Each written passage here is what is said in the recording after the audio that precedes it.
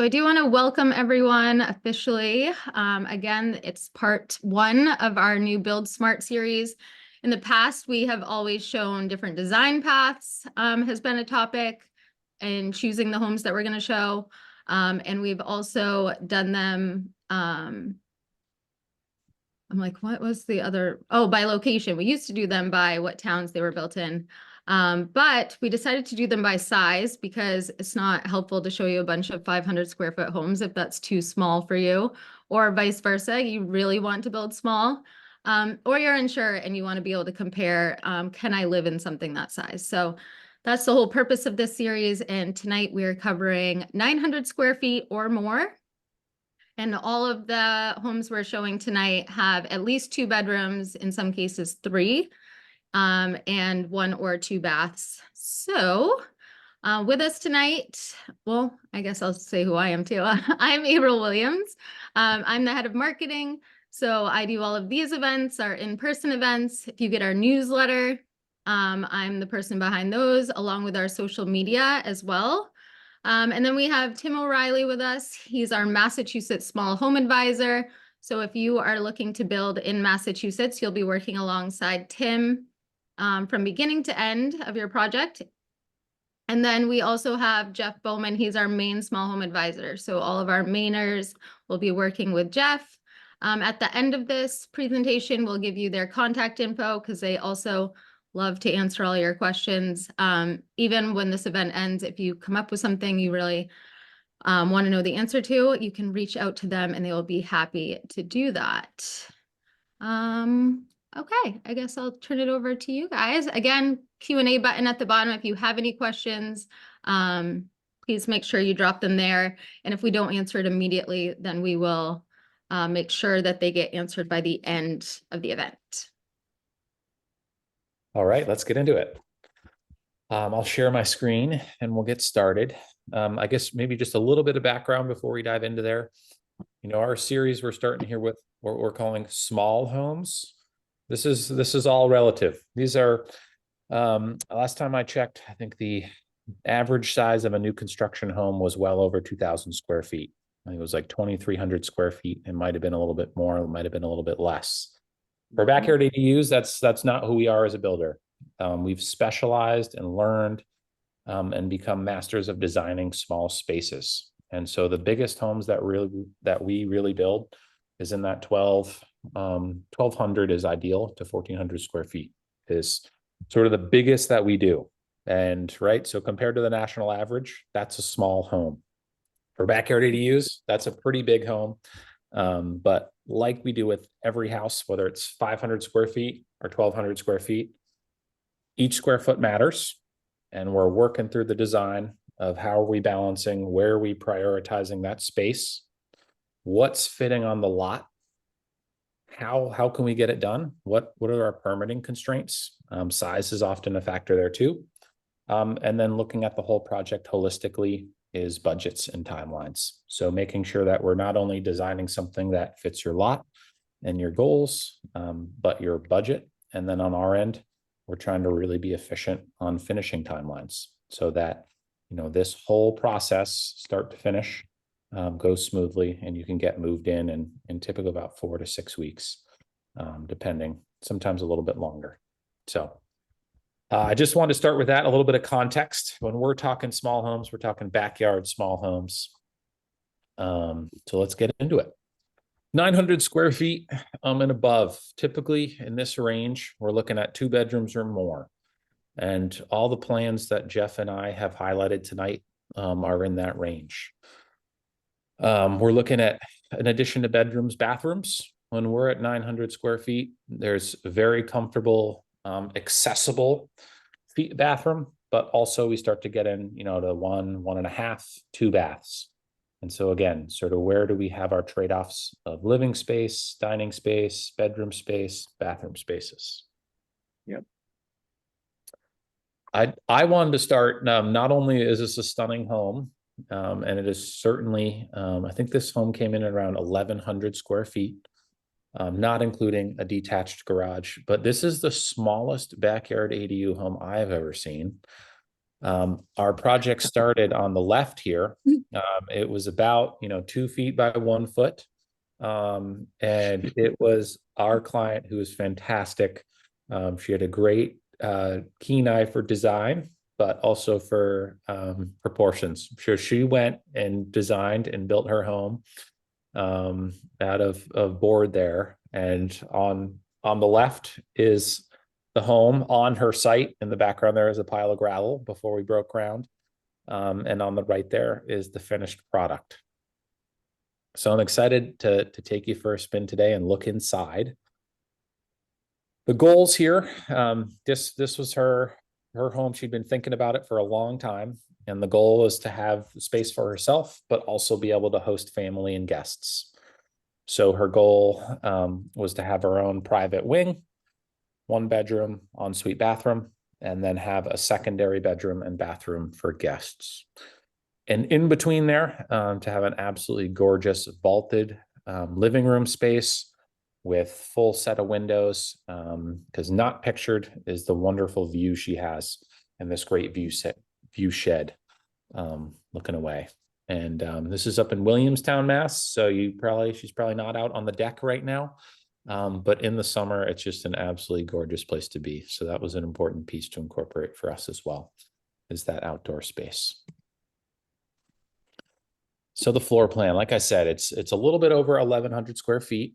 And our design criteria was 2 bedroom, 2 bathroom, with the priority being the flow between our living space and our dining space.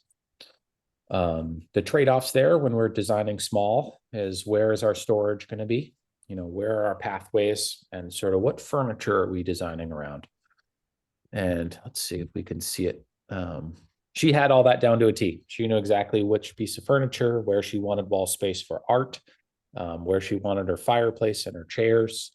And then we worked with her to get everything in there, and then make sure within our floor plan and our footprint that she was maximizing every square foot. So again, she had her sort of wing and her suite, and then the open living room, dining room, and then a guest sort of wing as well, with plenty of storage, washer, dryer, all along the way. Oh yeah, this is what I was looking for. So all those pieces of furniture, no stone was left unturned here, from kitchen cabinets to furniture, to rugs. So we designed, right from the get-go, what's going in here, how much space do we need, and then getting more and more granular. What's our tile on our backsplash? What are our lighting fixtures? She picked this really unique fixture over her dining table that really makes that space pop. The living room, again, with these views that I don't have in photos, but she can sit there by the fire and have this gorgeous view out the window. I also wanted to highlight the vaulted ceiling. So this is a full vault. This is where we do panelized roof sections. We do on-site insulation, drywall, and electrical work. It is a lot more labor and material intensive. So from a cost perspective, it does add, it adds up pretty quickly. A vault like this adds 10, 20, 30, 40 grand, depending on how much we are vaulting.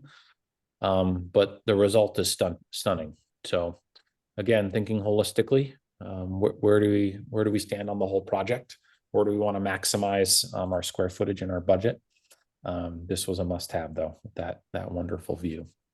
Yeah, I love some of these design features that she threw in here. I remember when this house was being finished and I was able to be in this space, that gas fireplace in between the living room and the kitchen area is a really nice feature. Does she have that on both sides? Am I remembering that correctly? Or is it just on the living room side? That was one right next door, and that had both sides. Okay, that's what this is, yep. And this is actually here in Massachusetts. We're doing all electric, so we're not touching gas. Not sorry to correct you, Jeff. The reason being, sorry, yeah. No, it's we're getting mass save rebates anywhere between 10 and 15 grand. And so if you really want a gas fireplace, you can do it. But that disqualifies you from that rebate. And so, becomes a very expensive fireplace. Yeah. There are a lot of options out there, and it can work. So we've done a handful of these now. I just finished one on the Cape where we have a gas or electric fireplace. Yeah. So With that's a with neat. Go ahead. Yeah, I was going to say with this design, in the kitchen on the last photo, that full vault doesn't go all the way into the kitchen, right? Does she have a standard size ceiling in the kitchen space? Exactly. So we can sort of see it here with these cased openings. And then I'll go back. In the kitchen, we have a traditional 8-foot ceiling. And that too does feel big, especially, we have these cabinets going to the ceiling and this range hood and long views. But then it's really dramatic coming from the kitchen into that vault. Yeah, that's great. Yeah. Just about what you said, Tim, about the electric, is the rebate the only reason? It's a pretty big reason. big But reason, the other yeah. reason is we are just thinking long term here. So trying to get away from fossil fuels and pushing our clients to make these decisions. So we typically don't like to touch gas. I'm working with someone right now who won't give up a gas range, and it's fine. We need to do all electric. You can coordinate afterwards with a plumber and a propane company and swap out your electric range for a propane range. But And we're gonna show one later too that has a wood stove, and that's the same thing. That would be something that you would do on your own after the fact. exactly. We want to design with it in mind now and know that the infrastructure and the space is there. And so you're ready for that. So we can accommodate, exactly what you want. Great. And then just a quick photo tour here of the bedrooms. This is this guest wing where there's a laundry, a bath, a full bath. And she just needed a smaller bedroom here when her son is in town, her family's in town. There's a closet, but again, with that gorgeous living space, where you're going to be spending most of your time. And then, her wing of the house as well. I love what she did here. We sort of bumped in a little bit there to prepare to have this shelf along the way. And so as she's going to her room, she's highlighting a lot of possessions that she likes. Something here too I forgot about. We did drywall returns here. So we did minimal window trim. So we did stools here, but the trim around the window is drywall. A bit more labor to finish those, but it is a really clean look for folks who are looking for an alternative to sort of standard trim. Yeah, it's interesting now that I'm looking at this with a finer tooth comb, that she did the cased openings because it probably has a nice big wide open view rather than a double hung, which is something we typically would put in. We can do either, but we tend to go for the double hung, and it does have that bar across the middle. But these case openings do look really nice. They are more expensive, but they do look really nice. Yeah, and it does, thinking about energy from an air sealing, that casement and window seals really nice. Not that the double hung doesn't, but yeah, all things to consider when we're combing through the design. Yep. A couple more questions too about energy efficiency. Does no gas also include generators? And this person's in Maine. Jeff, I know you're working on a couple projects. Do you want to talk to us about that? Absolutely. Yeah. So depends on what kind of generator you're looking to put in. So there's whole home generators. It depends on, so typically what we can do in your electrical panel is we can put a generator switch, which allows you to divert from your main electrical service through CMP if you're up here in Maine to a generator. And that generator can be, so long as it's properly sized, powered by whatever you want it to be powered by. Normally it would be a fossil fuel. There are also whole house generators, which I actually know less about, that I know that can kick on and turn on should your power go out. So a gas generator that you have out in a shed that you pull out when the power goes out and you have a generator switch, that is often something that when people are building small, I've seen a few of my customers have that option. So that's really the caveat is not what kind of generator, it's preparing for that. So if you wanted to have a generator switch in or be able to hook up a generator, we can plan for that during the design process. I also really, because we're getting lots of questions about gas versus electric going back and forth. 2 weeks ago, we did an event called Sustainability and Energy Efficiency, and that's with Austin Gregory. He's not only one of the heads of our company, but also our in-house engineer. So if you want to go back on our YouTube channel and watch that, it compares gas and electric and the energy efficiency of both, and why we make that choice too. So it goes a lot deeper into that. So if you're interested, be sure to check that out. And Yeah, I would second that. Let's go there. That's a great starting point. And then reach out to Jeff or I, and we both have experience working on projects with these and can tailor to your needs. Yeah. If you're in Massachusetts, oftentimes that work is done after we get an occupancy, so it doesn't threaten that rebate. And then, working with the mini splits, all electric heating and cooling, everyone's project and location is different. So thinking about a generator, having some redundancy, is not a bad idea. Yeah. All right. I'm also going to be sending out a follow-up email tomorrow morning. Some people are asking about that, how to get to that video, and I'll include a link in that email with a link to that video and to our YouTube channel. And it'll have a bunch of other resources. Anything we talk about tonight, I'll include in there. So don't worry about not being able to find it. And what about solar generators? Or solar in general, I guess we could say. Yeah, our homes are depending on orientation on the property, net zero ready. So really well insulated, airtight. And we're doing third-party energy modeling. So we're predicting, how much energy is the house going to use? All right, how big is our system? Do we need to design? And then making sure we have the roof square footage to do that. We currently aren't a solar installer, so that you partner with someone on that. And then if you wanted or were looking into battery storage, that would sort of be that backup option. And we would want to make sure we're designing with that in mind. So I don't want to get too into the weeds on it, but it is possible. I think that's like a good 60,000 foot overview. Yeah. Yeah. And in this build that you're looking at right now, where is the water heater and furnace located? Yes. So these are, let's go back actually. These are really neat. Mini splits for heating and cooling. She had heads in the bedroom, but she did like these, I call them R2D2 units. That is not a technical term. It looks like it's sort of a spruced up radiator, but that is still a mini split. So that has the same technology in there, as a wall hung head, but it's on the floor. It's a little, lower profile. And she factored this into her plan of, where's her furniture and aesthetically where she wanted that to be.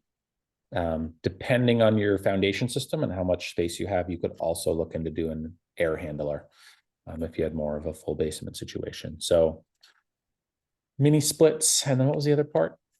Water heater. Water heater. Yes. We have a couple different options going right now. Oftentimes designing in a small space, we're hoping to do the instant hot water heater that just fits in the closet. It's a small box on a wall. Sometimes though, thinking about energy efficiency, we're going with a heat pump unit. That's far more efficient. We do just need to plan on where's that going to go? Is it in a utilities closet? Is it in a garage? Is it in a basement? Is it in a closet? So yeah. All right.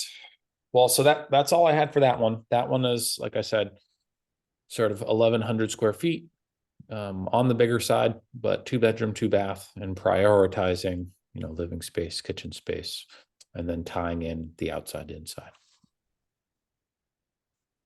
Beautiful. The stacked S-line is one that we're doing a lot of exploring on. So you'll see in a couple weeks, we'll talk about the S-line. This is taking 2 S-lines and stacking them on top of each other. So the fun there being is twice the space. So now we can do 2 to 3 bedrooms. We're often doing 1.5 baths in this layout. And then we can also look at doing 2 baths. We get a lot of interest in the Dimona model. That is such a beautiful house. There's one up in Brunswick. So if you're up touring our model house in Brunswick, you'll be able to see it. But that roof is really expensive. So this is a really nice alternative. We can look at getting sort of the same profile, but with a little different roof line, getting that same size, volume and ceiling. So this is one that's in the works.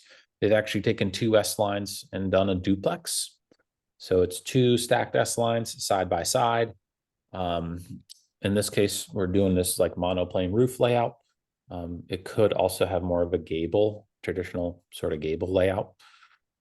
Going back to solar, this does allow for a lot of roof surface area if someone wanted to make this net zero and not just net zero ready. But the general gist here, these floor plans are mirrored, is 2 bedroom, 1.5 bath, but then also having an office.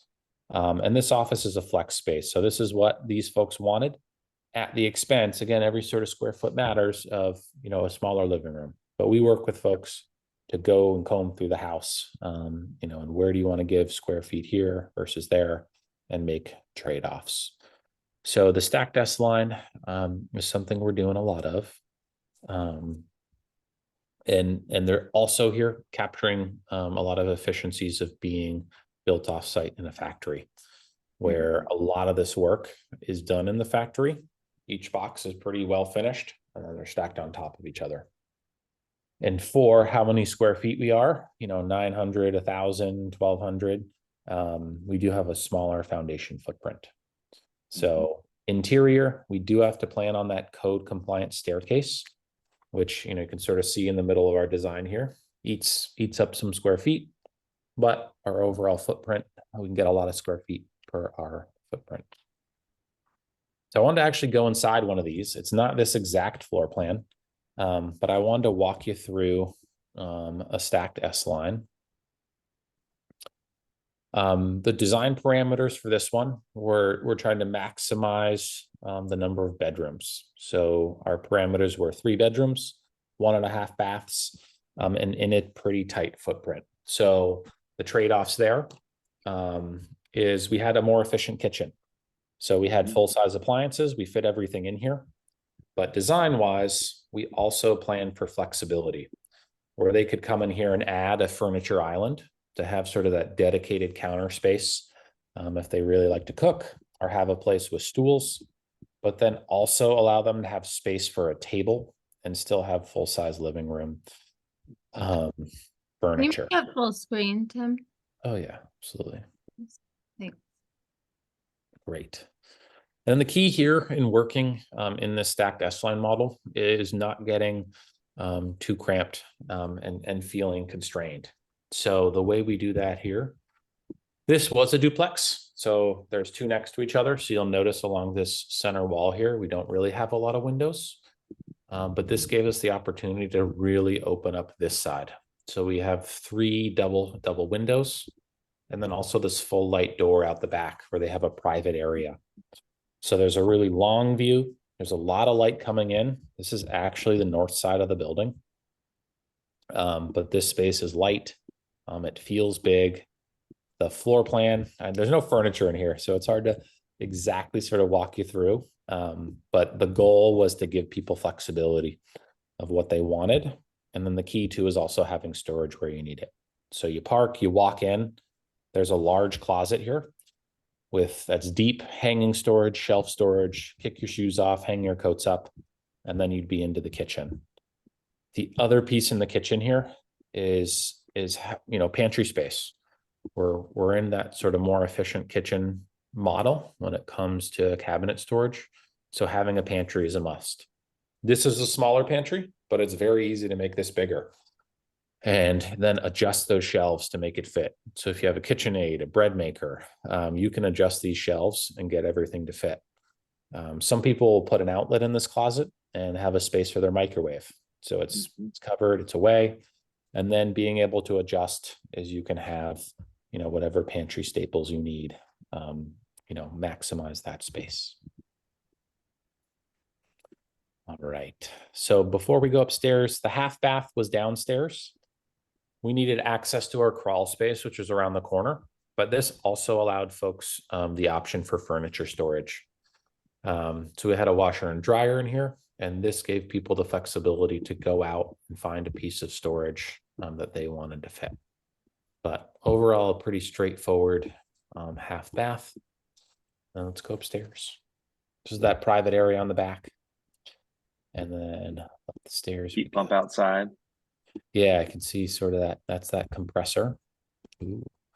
That's our ERV. This is our energy recovery ventilator. So with a really energy efficient and airtight house, we need a mechanical system that's constantly bringing in fresh air and exhaling stale air. All right. So in this case, we did more of an L staircase. People ask us all the time, you know, how many square feet does that take up?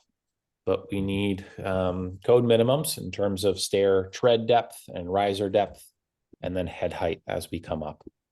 So we did this L arrangement with winders, sort of blurred out here, but that way we can fit steps as we come around the corner. And then here we are up on the second story. So a downside of this being a duplex, we do have a firewall here in between. And so again, we weren't able to fit windows in here. If you did this stacked line S-line standalone, this would be a fantastic place to have windows, especially if you had a view and bring in great light. But upstairs we had 3 bedrooms. So even in this this footprint of the stacked S-line, let's see, do I have a view over here? I don't. This is a really deep closet we have here, so plenty of storage. And then as we circle around, each room has its own ability for heating and cooling. Close the door. Tim, do you know the total square footage of this, including both units? So this unit is a hair over 1,000 square feet. And then the unit next door is actually a single story. And that one is like 980 or something like that. The floor plan are the still 3-bedroom, 1.5 baths. The difference being the single story unit doesn't have a staircase. Great. So upstairs, you know, 3 bedrooms. Each bedroom not only has views, but has closets, smaller closets in the smaller bedrooms. In this case, their son lives there, so they had it as their kid's bedroom, and then the full-size bath upstairs. Even in these spaces, trying to get some natural light in the bathroom, having a window up high, maintaining privacy. It's sort of the little things that, even in a smaller footprint, make it feel a lot bigger. This has a cathedral ceiling in this house? Yeah, great. Yeah, great. that's great. So this has this cathedral ceiling, which starts at 8 feet and slopes all the way up to about 9 feet 2, 9 feet 4. And that's where, again, it would be fantastic to have windows up here. This was standalone. Mm-hmm. But this is just a quick tour around an S-line. This upstairs layout, you know, we were designing with 3 bedrooms, but you could also make this 2 bedrooms like the other stacked S-line we were showing you. And basically, you know, divvy square feet where you wanted it, closet space, storage, laundry, everything like that. Yeah, I think something that's worth noting with all of these layouts that we'll go through today and just what we do in general, just because you're seeing one specific layout, that doesn't mean that that's, you know, one of the few options that you have to build with us. As Tim was alluding to, you can rearrange and do a lot with any of the floor plans that we have, or we can go start from scratch and start a new one for you. Sometimes it's easier to start with a jumping off point like our S line or our L line, but by no means are you locked into a set parameter of this is exactly the way that it needs to be for your house, because we build custom for what you are looking for. And just to piggyback off that, when we're getting in these bigger sizes, 1,000, 1,100, 1,200 square feet, because we do this all the time and we've built sort of 40 to 50 houses, we really know how to make the square feet work. You know, eliminate hallways, maximize storage, plan with current needs and future needs. So we can really fit a lot in there. You know, we're not building 2,300 square foot homes, but we're often building homes for people that they're going to live in for a long, long time because it's so thoughtfully laid out and maximized. Yeah. Couldn't think of a better transition to this house because, man, this one we did a lot of work in the design phase to get it exactly right. And she was planning for just this. This is her house to live in for a very long time. So do you want to walk us through this one, Jeff? I would love to. Yes, this one is up here in Maine. It is a beautiful house. If you come by our model home, you will see a few houses along the street, and this will be one of them. A few things to note with what we're looking at here. We have a carport with a solar panel array on top of it with covered parking, which is a really nice feature that she uses. I see her all the time out there. She has we don't have the photos now, but she has a nice garden wrapping around and leading to her house there. And then we have on the exterior here, we have the dormered second story, the living room space to the right of that. On the backside is a vaulted ceiling, which we'll see some photos of. And then below, she actually has a full walkout basement, which we do not have a good photo of, but you can see when you come out and visit. I'd be happy to walk by Emma's house. We can't go in Emma's house, but we can walk by and take a look at what we're looking at here from the exterior. This is a great layout. We've done a few iterations based off of this that have been customized to specific individuals, but this is a 3-bedroom, 2-bath, 1,300 square foot layout, which is one of the larger ones that we've done. If you go back to that photo too, we also did the house on the left, the smaller green one. So you can kind of see what that 800 versus 1,300. They're both the square, start with the square, but the comparison of what our typical small house is, you can see really well from that photo.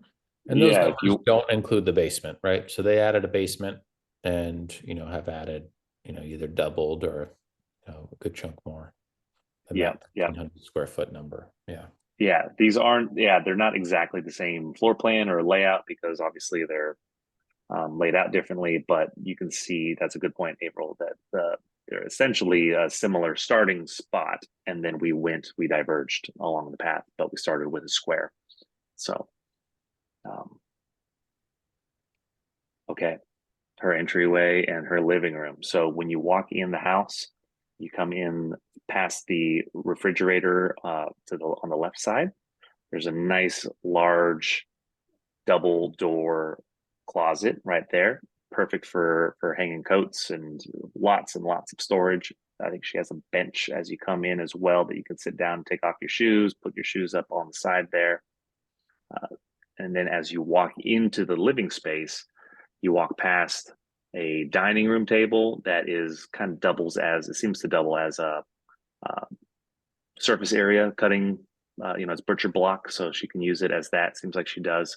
And then this beautiful vaulted space with pine tongue and groove ceiling. As Tim had mentioned earlier, the vaulted ceiling is something that we do. It does require more material, different material than our standard 8-foot ceiling, and it's more laborious. So there are cost implications with that. But she has the skylights, she has the second story windows, and then just lots of windows going all around, including the full light door. Her wood stove. We were talking about stoves earlier, specifically gas, but up here in Maine, I think almost all of my customers, maybe not all, 80% at least, do some sort of stove, and usually it's a wood stove. So there are specific types of wood stoves that we recommend for the way that we build. Our houses are new construction, so they are built to code and are very well insulated. So they're are certain fireplaces that tend to work better with the style of homes that we use, typically lower BTU stoves, but they really make a nice centerpiece. It's nice to be able to use that as supplementary heating when needed. Sometimes power goes out up here in Maine, and knowing that they're very efficient, the houses hold their heat really well, so you don't have to worry too much about um, heat loss when the power does go out. But yeah, this is such a beautiful house. She did a great job of selecting her layout and the way that she wanted to use the space. This kitchen is a dream. She has everything she needs in there. Can I interject real quick? Please. Before circling back to the exterior, what type of siding is on that house? That's vinyl. It's vinyl. Yep. Yeah, that's our vinyl. You could do, so typically what we would scope from when we typically would give you a project plan or design the house with you, you can choose what type of siding you want to have. When we give you a cost estimate, it typically will have vinyl as the siding, as a baseline. And if you wanted to go with something else, then we can factor that in, depending on what your budget is and where you're living and a few factors like that. But that's vinyl siding.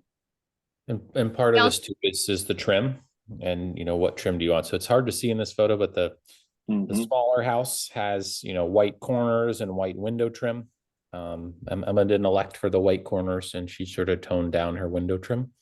And again, that's an aesthetic piece. Some of that's a little bit of that is budget, but even sort of within working with vinyl, there are options on what's that curb appeal you're going for. And I went to her house to take these photos, and she would be so upset if I do not feature that fan. We're taking videos of the fan. It's completely silent. There's no sound that comes from it at all, but yet you can like feel the breeze. It's pretty cool. That's great. She did such a good job She's like designing stoked that. about it. I'm like, if she rewatches this and sees that we don't talk about that awesome fan. Is there a brand? Do you remember what it is? I do not. I should find out. I'm not sure. I'll have to ask. Yeah, this kitchen. What I'm seeing here, Jeff, I have a long time ago I was there, but this is a standard kitchen for us. Quartz countertops. She picked out the colors that she want, the white subway backsplash. There are options there. Looks like she really, she found the areas where she wanted to customize, but then still sort of, made sure that it's like, hey, this is in a factory environment. You're utilizing all the efficiency of building offsite. Yeah, exactly. That's what I love about it. It has she customed with that large kitchen window there, which is just a really nice way to bring in the light. But she was able to supplement with cabinetry elsewhere, and then I know that she has some storage underneath that island there as well that she uses as cabinet space. The farmhouse sink there, but the stainless is a really nice touch. I like that a lot. But you're right. This is a very standard kitchen for us, just with a vaulted ceiling and a couple design features. So, anyways, I was going to talk about the 18-inch wide dishwasher that she got in there. Oh yeah. Sometimes, yeah, that's a smaller dishwasher than typical. But when you're living either just one or two people or 1,300 square feet is large for us, but that's not very large compared to a lot of other homes out there. These 18-inch wide dishwashers have a lot of capacity. They do almost as good of a job as a 24-inch wide dishwasher that is a dated 24-inch wide dishwasher. So she was able to squeeze that in there, maximize the cabinet space that she did want. Yeah, And get that deck. really big sink. Yeah, big sink. She's got a deck out there that overlooks a nice, beautiful natural area that, if you're going to move out to Brunswick, might as well be able to feel like you can stand outside and not have to look right at your neighbors. So that's a really nice porch. And then she actually has another porch area below this from the walkout basement that I don't think we have a photo of, but.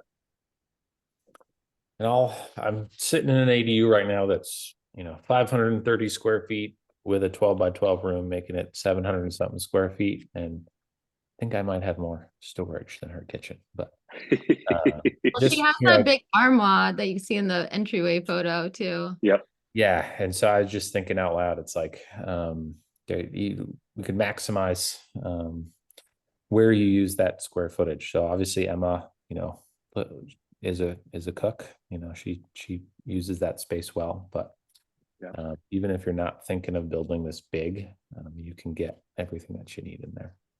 Yep. Okay, and so if you were to turn away from the kitchen, you have this beautiful living room area, really highlighted by this, again, this really stunning vaulted ceiling. We have the windows that are, I believe that's southern facing. At least it brings in a lot of light no matter what. If you turn to the left, you have the staircase leading up to the second story, which we actually were able to use, which is a cool feature of her specific house. We were able to use some of the wood that was actually harvested from the area that her house was built on. So the reclaimed timber. We had somebody come out and mill and plane everything on site. So some of this, the posts on her staircase leading up, the open staircase, is actually wood from the build site, which is a nice touch. If anyone has any questions, rather than raising your hand too, if you'll use that Q&A button down at the bottom of your screen, then I can see all of your questions. Great. Yep.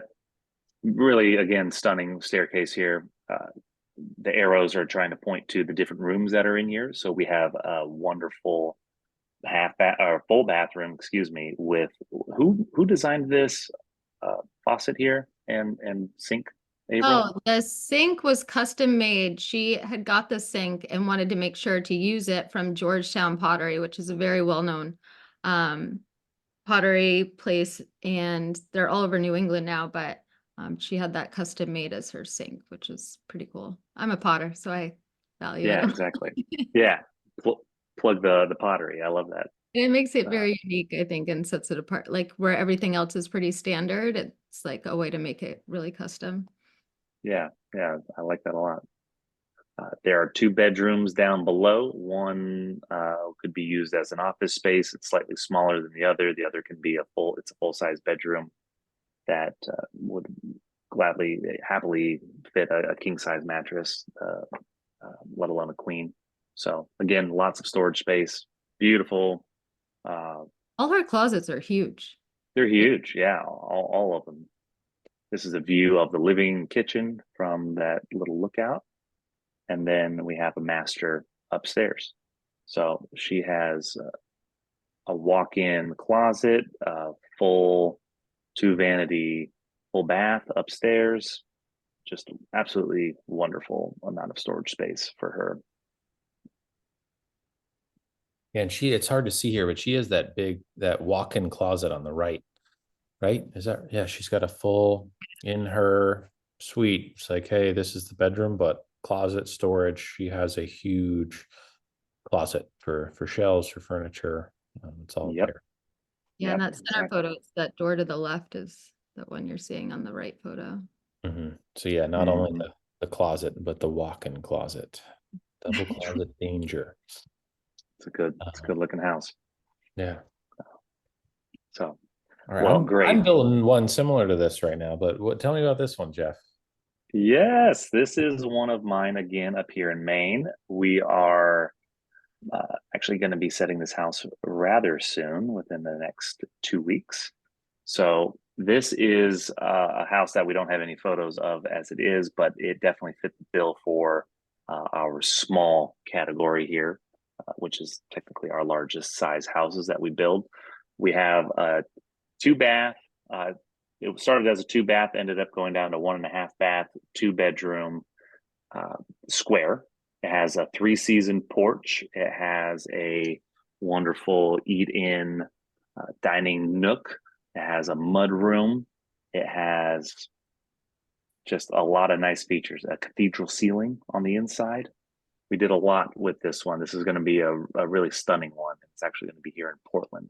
So the 3-season porch off the back, I'm really excited to see how that comes out. It'll have a step out. It won't be heated.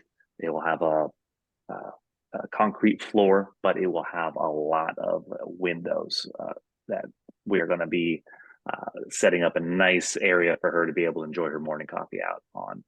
And then from the 3-season porch to the living room, we have some high transom fixed windows to still allow light, plenty of light into that living room space. You brought up a really great point, Jeff. Is this started as a square?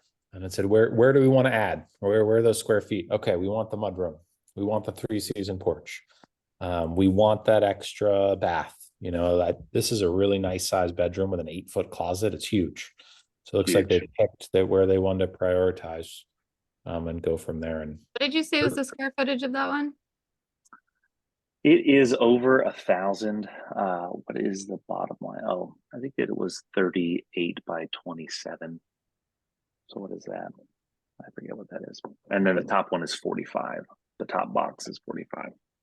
So it was I don't want to mistake my math here, but I believe it's around 1,100 square feet. Okay. Is the mudroom built on site or in the factory? It's built in the factory. We can build mudrooms on site. Typically, we'll use that if we need to attach to an existing house, so we can use it as a breezeway or mudroom connection is a nice way to do it. But with the width of the mudroom, it just made sense to do it in our factory setting. We have the closet right there. She'll be able to put a bench underneath the other window. It'll be a really nice welcoming area, and then a cased opening going right into the kitchen. And the reason I'm working on a similar plan is they were really thinking about aging in place. So we've looked at a couple that are 2 stories, which worked for those homeowners. But even when we're in our bigger size here, we can do that on a single story. And that's often, that's just a lot of who we're designing for, is again, planning for now and later. There's a lot of possibilities. Know any of the orientations for these? I'm assuming whether north or south facing or. Yeah, so hers is The front is. Yeah, the southern exposure, I believe, is on the back side of the house here, where the 3-season porch and bedroom 2 are. Yeah, I believe that's southern. So eastern, southeastern would be the living room, dining room area. The house that is going to be facing, that's the living room and dining room and the kitchen are all facing, is the primary house. So this is a true ADU. So they'll be able to be separate. They'll be able to look at each other because they want to look at each other. But the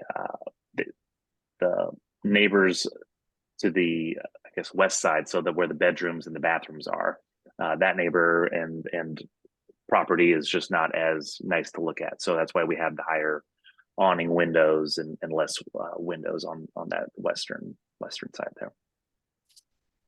And what is the typical construction schedule for a single floor ADU with our company? Yeah, so say that one more time. What is the construction schedule? They're saying for single story, but I guess in general. Yeah, Typical construction schedule with backyard ADUs.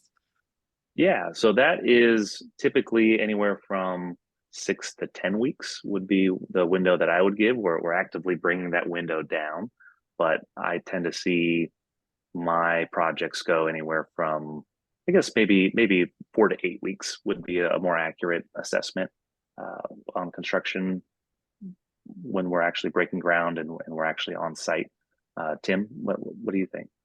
Yeah, I had said, what I say, 4 to 6 earlier. Yeah. The reason I said 4 is we're doing one that is just a single box, and that one's going to get done probably more in the 4 range. But yeah, I think 6 to 8 is healthy. We control so many variables and do a lot of hard work up front to, again, do design work, get stuff built in the factory. And our construction crews, so our carpenter and our CSL license, is doing all the finish work, but even then there are pieces we can't control. Often that's inspections and things like that. And then in the world of construction, of timelines moving and things coming up. So 6 to 8 weeks is really healthy of us being on site, actually tearing up your yard, doing a foundation, delivering a house and getting you moved in. Zooming out a bit to the whole picture, how long does this take? every situation is different. Every town is different. Properties are different. But to help set healthy expectations, once we come and do a feasibility study and get our eyes on site and look at the lay of the land and do a lot of detailed research on what is it going to take to build. So what are the utilities? What are the requirements? What are the conditions we're working with? And how big are we designing? Typically scaling that out, I like to say it takes, sort of between 8 and 11 months. Let's see, I'm wrapping up a house at the end of the month here and they start in August. So they're on like 9 months. And right. yeah. So again, there's a little nuance in that answer, or every situation is different, but in general, we're trying to keep these to a year or less in terms of total timeline, and then active construction is 1.5 to 2 months. Yeah, I think I have some that are coming up that we are pretty certain are going to be 3 to 4 weeks of actual construction time. They're pretty highly designed and efficiently designed, and it's going to be a win-win for everybody. So we're excited for that. We're ever getting closer to that, just as we're getting better and bigger and better. So, and the beauty here is we do so much of this work up front, where we are combing through every single aspect of the house. Where is every outlet? What light fixtures do you want? There are areas where you can make, some changes, but we're doing our due diligence so that we can get you moved in, that we can do the fixed pricing.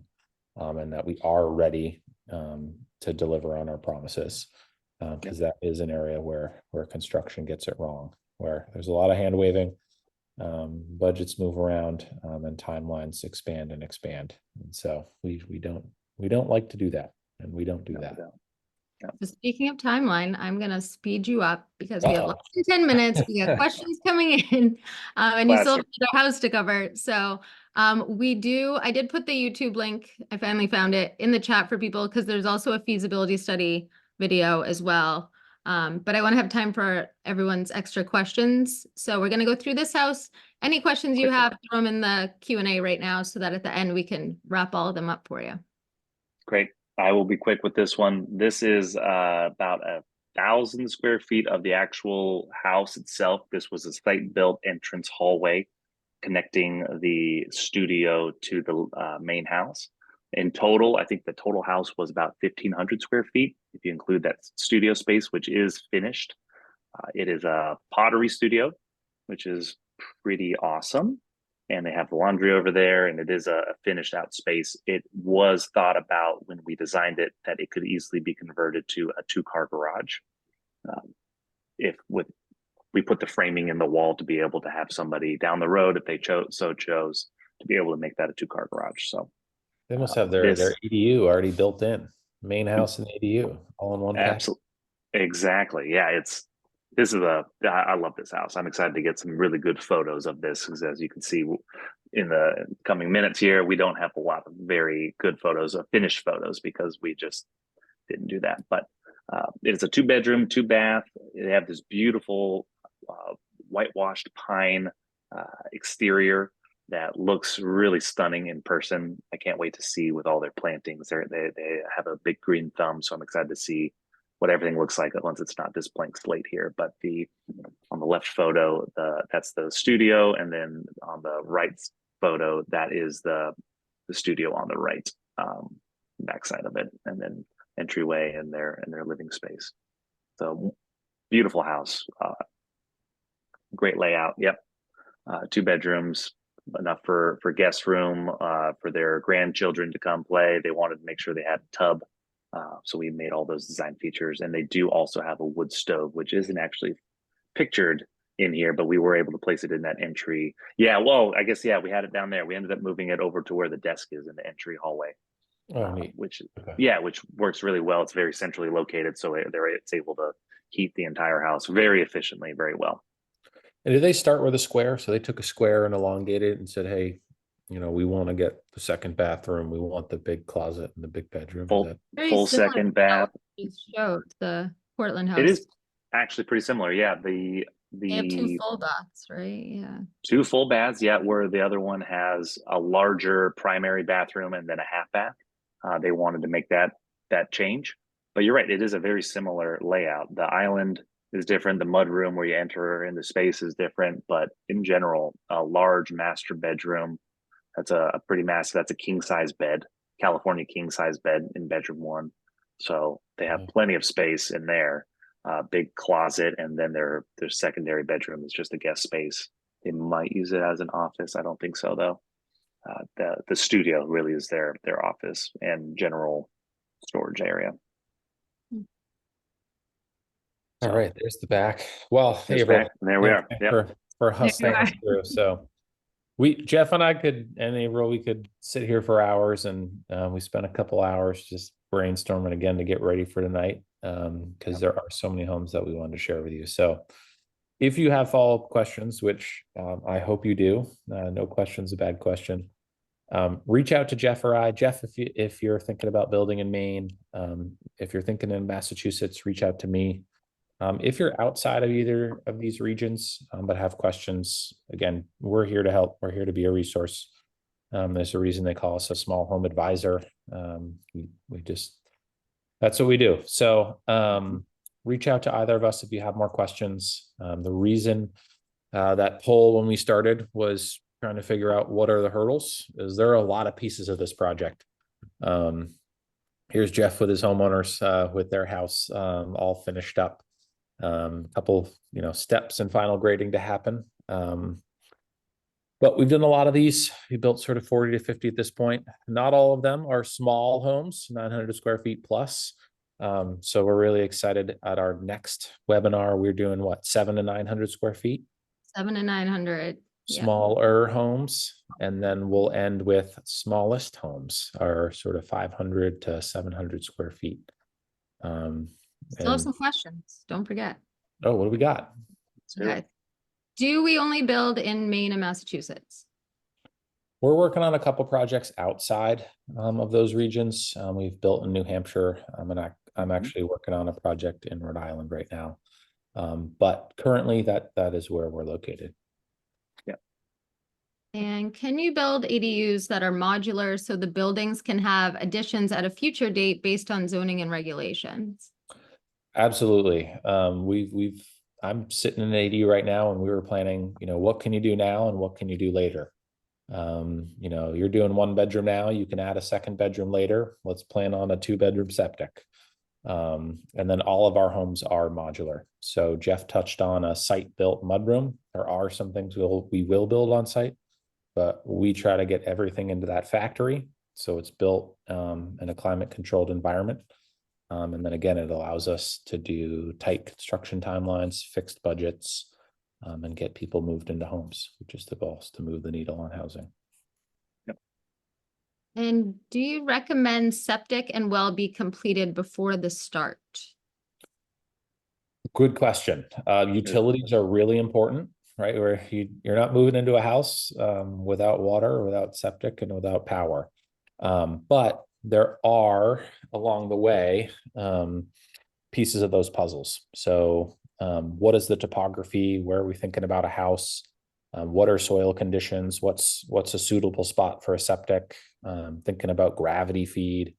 Then we need separation between the septic and the well. So if you have questions about that, if you're in Maine, reach out to Jeff. If you're in Mass, reach out to me, and we can help guide you more specifically. But often we like to plan with all pieces on the table. What are we building? What are those utilities? And that way we're not installing a well and a septic, which then pigeonholes, where we can build or brings up any additional constraints as we're working through our design and then during construction as well. I'm rambling, but we're wrapping up a project out in Western Mass, and we specifically are installing the septic last. And it's because we had to get a trailer in with house parts, and we had to get in a crane. We had to think about where's the site work equipment going to go. So if they had installed the septic first, I don't know if that project would have been possible, but that is, again, is their specific lot. So. Yep. I agree with that. Well said, Tim. And I would say if you're interested in an ADU and you're trying to figure out where to start, if I would start with one of us. I would start with Tim or myself, and we can help talk you through what it is that you're trying to do instead of shooting yourself in the foot like Tim's client might have done, had to put a septic in immediately before we had a game plan of where the ADU was going to go. They might not have been able to get their ADU in there. So that's part of what we do during a feasibility study is we help you figure out and game plan what to do, when to do it, and we're with you every step of the way and do it with you. That was my last question. So if people wanted to get started, what they need to do. So first step is contact Tim or Jeff. Oh, and the cost of a feasibility study is $600. Well, I'll let you guys talk on it if you want. And will the study determine the site prep costs, etc.? Yeah, our goal as a Yes. company is to look at the whole project. So we're looking at everything: site work, utilities, house, finish work. And the goal of that Permitting. feasibility is to identify unknowns and de-risk the project. So we're trying to get ahead of what are all these things that we're gonna need to do in order to get you moved into a house, and how are we going to do that? What is our plan? We outline that on a sketch, and then we detail all that in a report, and that helps us generate a projected project budget where we try to sort of be within 5 or 10%. So get you really close of, soup to nuts. What is this going to take to do? And that way you have the sketch and the report to know these would be my next steps, and help you again, on this path of a big project, move forward with good information. And I will say that that is not at all contractual. You can get a feasibility study done, and that does not mean that you need to build with us or build at all. You may be even selling your home and want to have that information for the home buyer. You can use that report however you choose to. And I get asked this often. I think it's important to note, especially after looking at, home designs and what's possible. Our goal with that feasibility is to identify the buildable area. We're not going to design your home at that stage. And that's because we're not going to spend, engineering time and architecture time. We got to first figure out what's possible.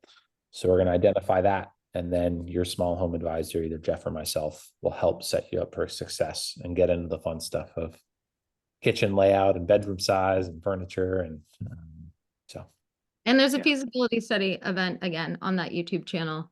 The link is in the chat. So if you want to know what's all included, and we show some examples of reports, if you want to look at that too. Cool. Great. You did it again, guys. We did it.